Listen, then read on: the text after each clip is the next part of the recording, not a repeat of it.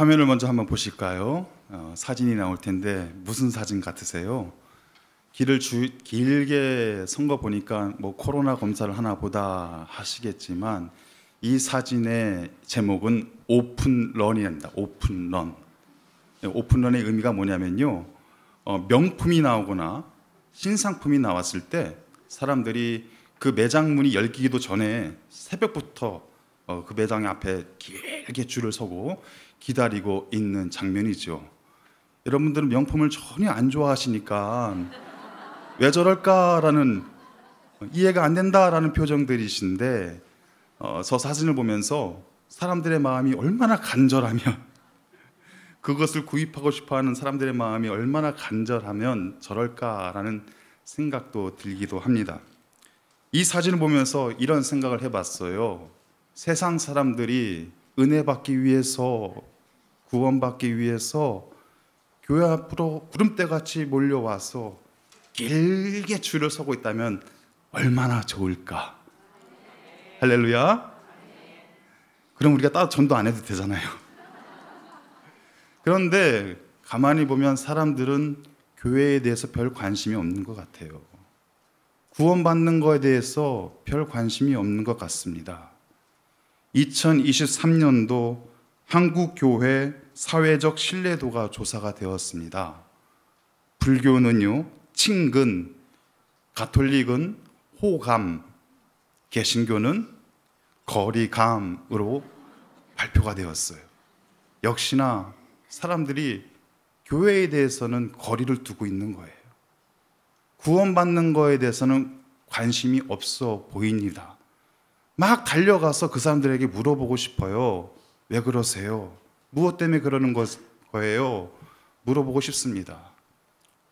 이런 질문을 하다가 이런 마음이 들었어요. 그 질문을 우리에게 해보자. 그 질문을 믿음의 삶을 살아가고 있는 우리 자신에게 한번 해보자. 우리는 과연 지금 주님과 얼마나 가까워지고 계십니까? 우리는 지금 과연 주님과 얼마나 거리를 줄이고 계십니까? 우리는 지금 얼마나 주님의 은혜를 사모하며 기다리고 계십니까? 우리는 얼마나 주님의 구원하심을 기뻐하며 감사하며 그 구원의 사건을 기억하고 계십니까? 우리에게 먼저 질문을 던져야겠다라는 마음이 들었습니다. 어느 중년 부부가, 사이가 좋아 보이는 중년 부부가 동창 모임을 갔어요. 동창 모임을 가서 남편이 아내에게 자기야, 여보 이러는 거예요. 다른 동창 부부들이 그 모습을 보면서 부러움 시선으로 이렇게 보면서, 와, 아직도 신혼 같으세요. 아직도 금슬이 너무 좋아 보이세요. 인꼬 부부 같으세요. 라고 칭찬을 하는 거예요. 그래서 그 남편이 다른 한 친구를 붙잡고 몰래 귓속말로 합니다. 이봐, 얼마 전부터 내 아내 이름이 생각이 나지 않아. 여러분, 아직도 자기야, 여보 이 얘기를 들으시는 분들은 꼭 점검을 해보셔야 돼요. 내 이름이 뭐지? 내가 누구지? 점검을 꼭 해보시길 바랍니다. 여러분 아시는 것처럼 오늘은 재수요일, 사순절이 시작하는 날입니다. 이날 우리가 꼭 기억해야 될 것이 무엇이 있을까요? 우리를 구원하기 위해서 오신 예수님의 고난, 여러분 우리 이거 잊지 말아야 되지 않습니까? 우리가 꼭 기억해야 되는 것 아니겠습니까?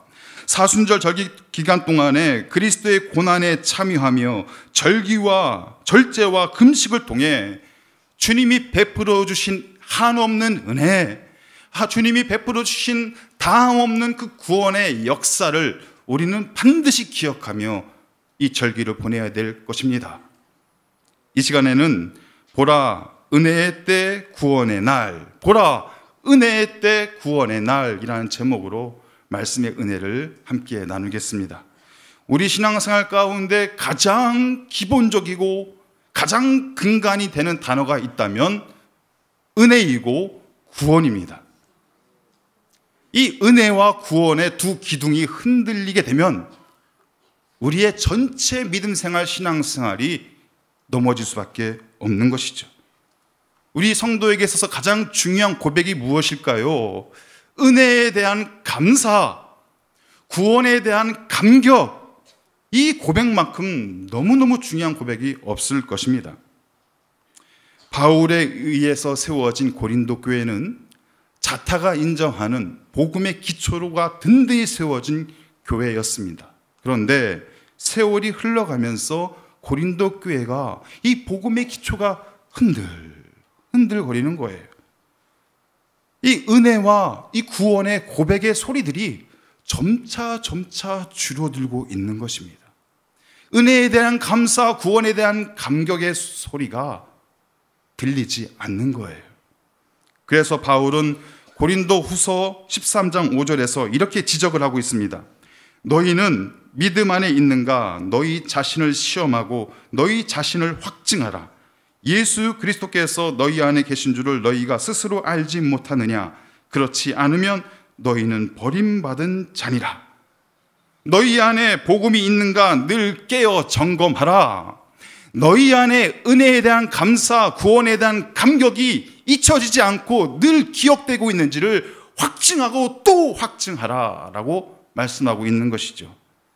사도 바울이 지금 재수요일을 맞이해서 사순절을 시작하는 이 시대의 교회, 저와 여러분, 이 시대의 성도들에게 말하고 있는 겁니다. 너희 안에 예수가 있는가? 너희 안에 복음이 있는가? 너희가 진정 날마다 은혜를 기억하고 그 은혜를 사모하고 있는가? 너희가 날마다 깨어서 그 구원의 사건을 잊지 않고 기억하고 감사하고 있는가? 우리에게 말씀하고 있는 것입니다. 그런데 문제는 고린도 교회의 상황이었지요. 바울이 다시 한번 고린도 후서 11장 4절에서 이렇게 말을 하고 있습니다.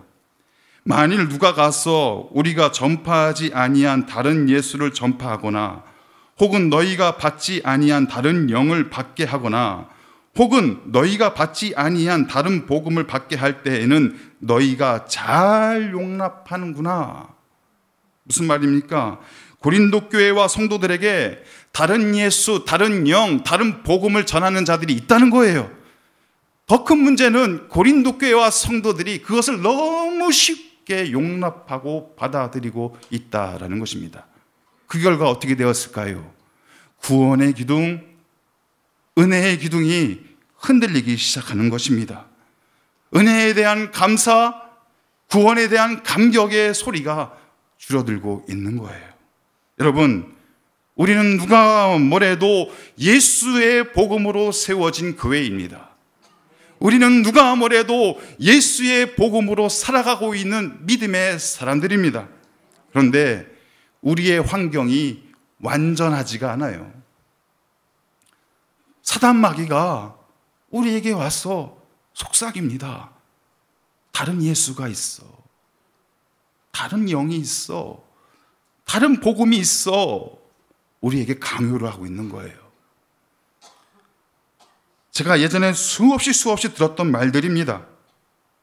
무슨 예수가 그것밖에 안 돼? 뭔 교회를 그렇게 힘들게 다니고 있어? 예수 믿는다고 교회 다닌다고 돈이 생기니 밥이 생기니 떡이 생기니 예수 믿는다고 하면서 그 꼴이 뭐야? 수없이 들었던 말들입니다. 고린도 교회를 흔들고 있는 이단 사상보다 지금 우리 앞에 있는 다른 복음, 다른 영, 다른 예수의 유혹이 더 강력하게 우리를 흔들고 있는 것입니다. 우리의 은혜의 기둥, 우리 구원의 기둥을 지금 이 순간에도 흔들리게 하고 있는 것이죠. 요즘 챗 GPT라는 것이 온 세계를 강타하고 있습니다. 예전에 알파고라는 AI가 등장해서 큰 이슈가 되었죠. 그런데 이 챗 GPT라는 인공지능은요, 알파고보다 더 뛰어난 인공지능입니다. 이 챗 GPT는 대화 전문 인공지능이에요. 그래서 얘한테 몇 가지 주제어를 딱 주면은요, 얘가 순식간에 소설도 쓰고요, 글도 쓰고요, 책도 만듭니다. 심지어 설교문도 얘가 써줍니다. 어느 신학교에서 실험을 했어요. 예를 들면 이런 거예요. 사순절 재수요일에 맞는 주제 설교와 예화로 설교문 작성 딱 입력을 했습니다. 몇 분 만에 설교문이 쫙 나왔어요. 이걸 누가 썼는지 밝히지 않고 이 설교문을 가지고 신학생, 목회자, 평신도에게 다 읽게 했습니다. 점수를 매겼어요. 몇 점이 나왔을까요? 90점이 나왔습니다. 손색이 없다는 거예요. 자, 여러분, 제가 지금까지 설교를 했는데 여러분 한번 점수를 한번 매겨보시기 바랍니다. 속으로. 저 상처받으니까 속으로 매겨보시길 바라요. 자, 제가 이겼습니까? AI가 이겼습니까? 어머나. 더 열심히 준비하고 더 열심히 기도하겠습니다. 이제 목회자들과 교회들에게는 엄청난 위기가 찾아온 것이죠. 최첨단 인공지능으로 무장된 다른 예수, 다른 영, 다른 복음이 들어와 있는 거예요. 만약 AI가 만들어준 설교문을 가지고 목사님들이 무분별하게 설교를 한다 했을 때 어떤 일이 벌어질까요? 다른 복음이 되는 겁니다. 다른 예수를 전할 수밖에 없는 것이죠. 은혜에 대한 간절함이 그 설교에 있을까요? 내가 구원받은 그 사실에 대한 감사와 감격이 그 설교문 안에 있을까요? 전혀 그럴 수 없다는 것이죠. 오늘 본문 1절에서 말씀을 하고 있습니다. 우리가 하나님과 함께 일하는 자로서 너희를 권하노니 하나님의 은혜를 헛되이 받지 말라. 지금 고린도 교회의 상황은 다른 예수, 다른 복음, 다른 영으로 말미암아서 하나님의 은혜를 헛되이 받고 있다는 것입니다. 외형적인 성공을 자랑하는 모습들, 내가 많은 것을 가지고 있다고 자랑하는 모습들, 내가 높은 자리에 올라가고 있다고 자랑하는 모습들, 내가 남들보다 더 뛰어난 실력과 능력을 가지고 있다고 자랑하는 모습들이 있는데 이 모습들을 가지고 마치 하나님의 은혜인 양 포장을 하면서 자신을 드러내고 있는 거예요. 은혜를 헛되이 보내고 있는 것입니다. 여러분, 우리가 진정으로 자랑해야 할 것이 무엇일까요? 우리가 성공을 했다면 그 성공을 주신 하나님의 은혜를 자랑해야죠. 우리가 많은 것을 가지고 있다면 그 많은 것을 나에게 선물로 주시는, 축복의 선물로 주신 하나님의 은혜를 자랑해야죠. 내가 높은 자리에 올라가 있다면 그 높은 자리로 올려주신 하나님의 은혜를 자랑해야 되는 거 아니겠습니까? 그 은혜만을 자랑할 때 우리는 진정한 하나님의 백성이 될 수 있는 것입니다. 사도 바울의 고백입니다. 그러나 내가 나 된 것은 하나님의 은혜로 된 것이니 내게 주신 그의 은혜가 헛되지 아니하여 내가 모든 사도보다 더 많이 수고하였으나 내가 한 것이 아니요 오직 나와 함께 하신 하나님의 은혜로라. 사랑하는 여러분, 모든 것이 다 하나님의 은혜임을 믿으시길 바랍니다. 저와 여러분이 살아가고 있는 그 작은 이유 하나, 그 작은 이유 하나조차도 하나님의 은혜이심을 믿으시길 바랍니다. 내가 남들보다 많이 누리고 있는 이 축복과 은총 다 하나님의 은혜이심을 믿으시기를 바랍니다. 모든 것이 하나님의 은혜입니다.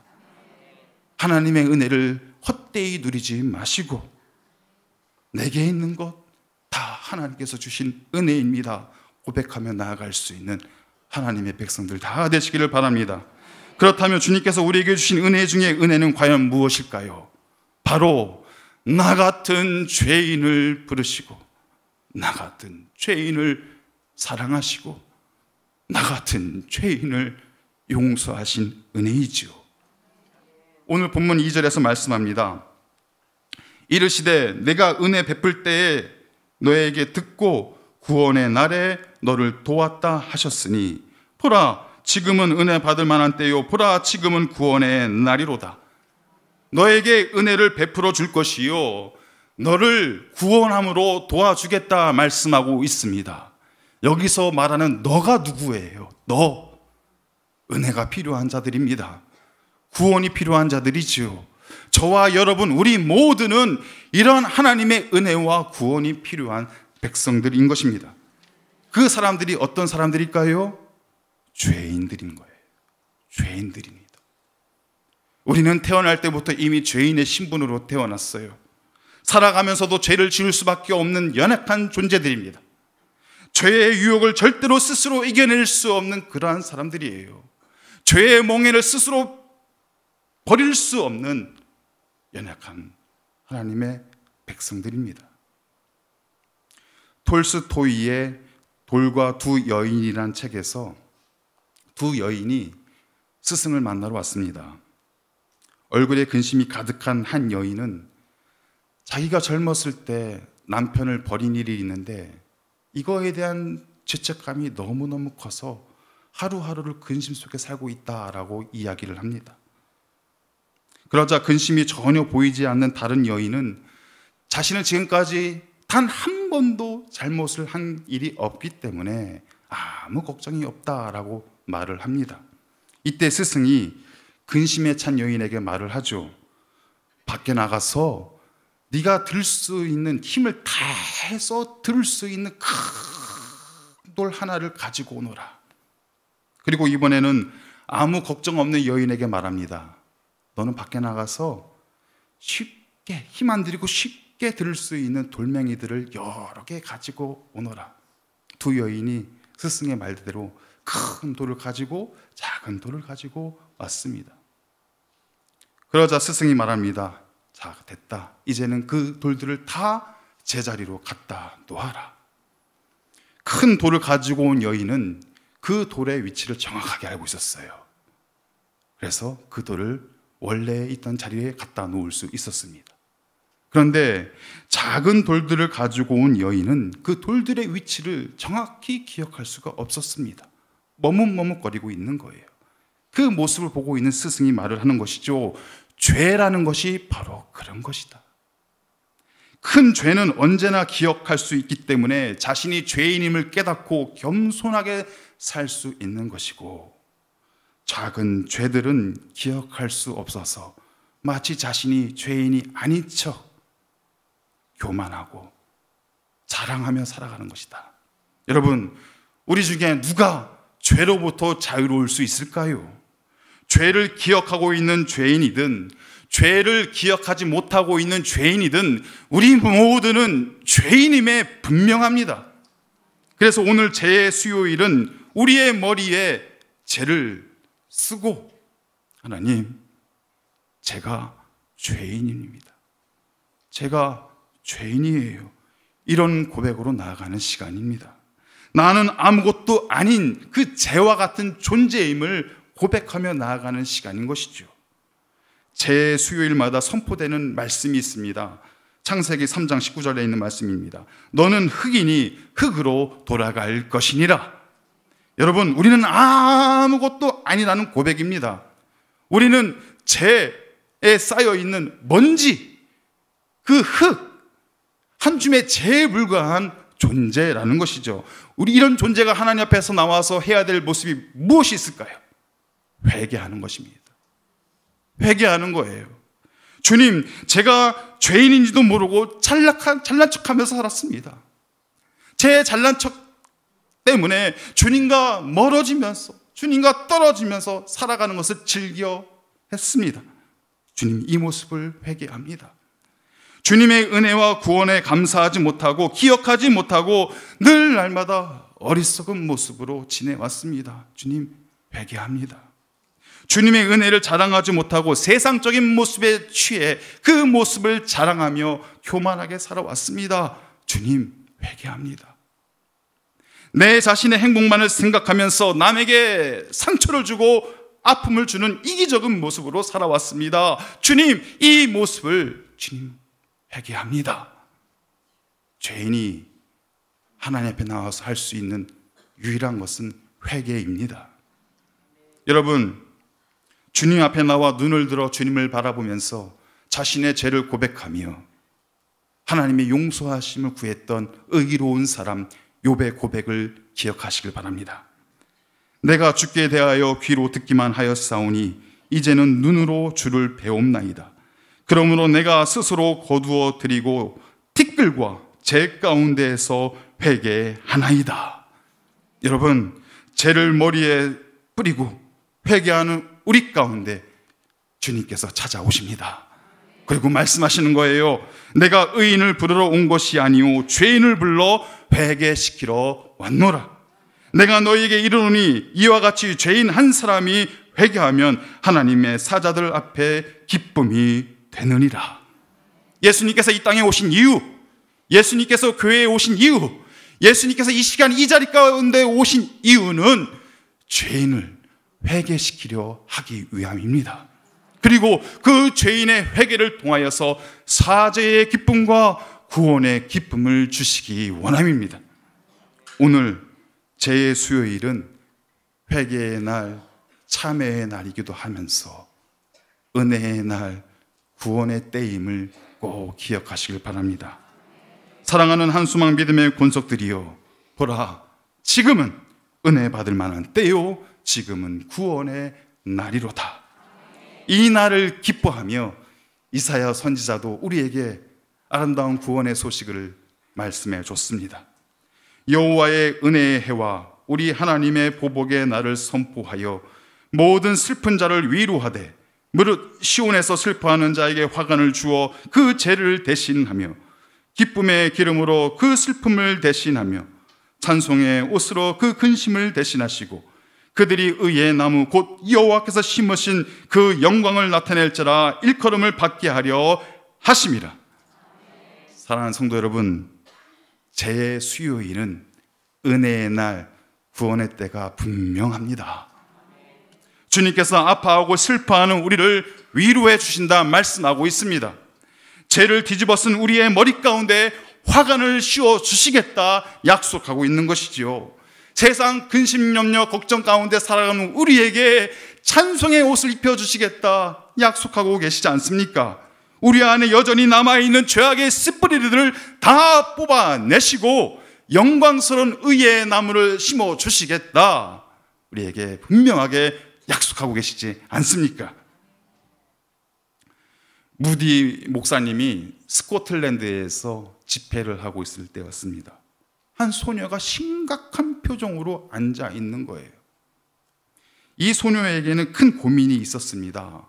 나는 배운 것도 없고 아는 것도 없고 가진 것도 없고 예쁘지도 않고 할 수 있는 것도 아무것도 없는데 하나님께서 나를 받아주실까? 이 고민이 이 소녀의 고민이었어요. 집회 마지막 날 무디 목사님이 설교를 하고 있는데 이 소녀가 다급히 목사님 앞으로 달려 나오면서 외칩니다. 내 모습 이대로, 초라한 이 모습 이대로 하나님이 나를 받아주십니까? 그러자 목사님께서 그 소녀를 꼭 안아주면서 말씀을 합니다. 아버지가 집 나간 아들을 그 모습 그대로 받아준 것처럼 주님께서는 당신을 그 모습 그대로 받아주십니다. 이 소녀의 고민이 해결이 됐어요. 하나님 앞에 감사 찬송 올려드리며 기쁨의 기도를 올려드렸지요. 이 모습을 지켜보고 있던 에리사 해밀턴이 작사를 시작했고 그 옆에 있던 생키 목사님이 작곡을 하여서 이 찬양이 우리에게 전해지고 있습니다. 나 주의 도움 받고자 주 예수님께 빕니다. 그 구원 허락하시사 날 받아 주소서. 큰 죄에 빠져 영 죽을 날 위해 피 흘렸으니 주 형상대로 빚으사 날 받아 주소서. 내 힘과 결심 약하여 늘 깨어지기 쉬우니 주 이름으로 구원해 날 받아 주소서. 내 주님 서신 발 앞에 나 꿇어 엎드렸으니 그 크신 역사 이루게 날 받아 주소서. 내 모습 이대로 받아 주소서. 날 위해 돌아가신 주, 날 받아 주소서. 사랑하는 성도 여러분, 제 수요일을 맞이하여 사순절을 보내고 있습니다. 주께서 주신 은혜 헛되이 흘려보내지 마시길 바랍니다. 사순절 절기를 은혜의 날, 구원의 때로 선포하며 나아갈 수 있는 우리 모두가 되시기를 바랍니다. 죄인을 구원하기 위해서 오신 예수님께서 지금 우리의 모습 그대로를 받아주십니다. 그리고 우리에게 약속하시는 거예요. 큰 은혜의 날, 구원의 때를 주노라라. 이 약속의 말씀을 붙잡고 나아갈 수 있는 우리 모두가 되시기를 주님의 이름으로 축원합니다. 하나님 아버지, 이 시간 흙, 먼지, 재와 같은 우리의 모습을 고백하며 나아갑니다. 주님, 우리는 죄인입니다. 용서받을 수 없는 죄인이고 구원받을 수 없는 죄인입니다. 그런데 우리를 사랑하여 주셔서 회개의 심령을 부어주시옵시고 우리에게 은혜의 때, 구원의 날을 허락하여 주심을 감사합니다. 이번 사순절 절기를 통하여서 이 벅찬 은혜와 구원의 기쁨을 누릴 수 있는 우리 모두가 되게 하여 주시옵소서. 우리의 모습 그대로를 받아 주시옵시고 십자가에서 피 흘리신 주님의 은혜와 은총의 역사가 우리의 모든 삶의 자리 가운데 흘러가게 하여 주시옵소서. 감사하며 예수 그리스도의 이름으로 기도하옵나이다. 아멘.